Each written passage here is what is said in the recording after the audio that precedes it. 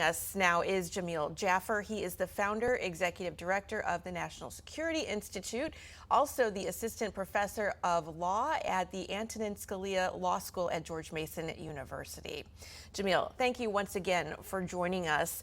First off, North Korea's latest moves of reportedly firing a top military general and preparing war plans. Is this a serious warning? And if it is a serious warning, who is it a warning to?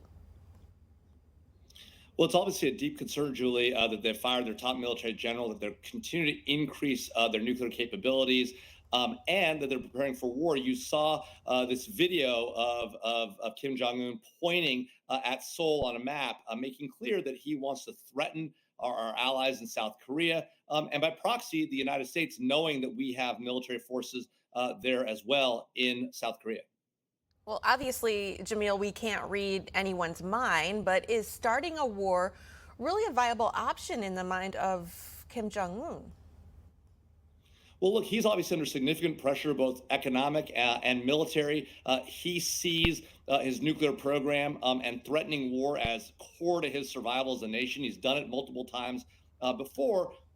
He doesn't necessarily think he can win a war, but he can cause significant problems for our allies as well as for the United States, and that's the real challenge I think we face with an unpredictable leader with a nuclear program like Kim Jong Un.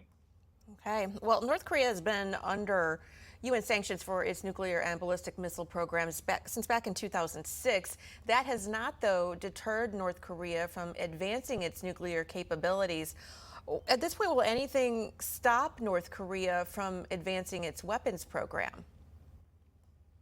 Well, look, I think obviously we need to continue to put pressure. The real pressure that needs to be put on, though, is on China. They are North Korea's patron. They sign off on what North Korea does. They allow Kim Jong Un to be aggressive when he gets aggressive, and so that's, I think, the challenge we face is we've got to put pressure on the Chinese in order to effectuate our ultimate goals with North Korea, which is a denuclearized Korean peninsula. Jamil, what about military intervention on the part of the U.S., South Korea, or really any other nation trying to deter North Korea?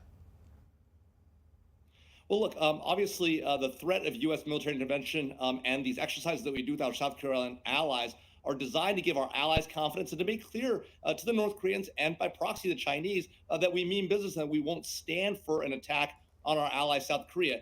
At the same time, nobody wants to see a war on the Korean Peninsula, much less one that could turn nuclear quickly if the North Koreans decide to go down that road.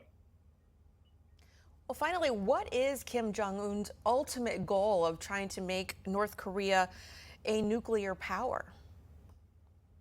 He wants to ensure his regime stays in power. He believes by having nuclear weapons, that's how he perpetuates his regime, which is brutal to its own people, brutal to the world around it. And he sees this as a way of cementing his authority and control in that country. All right, Jamil Jaffer, founder and executive director of the National Security Institute. Thank you so much for your time and for your insight this evening. Thanks, Julie.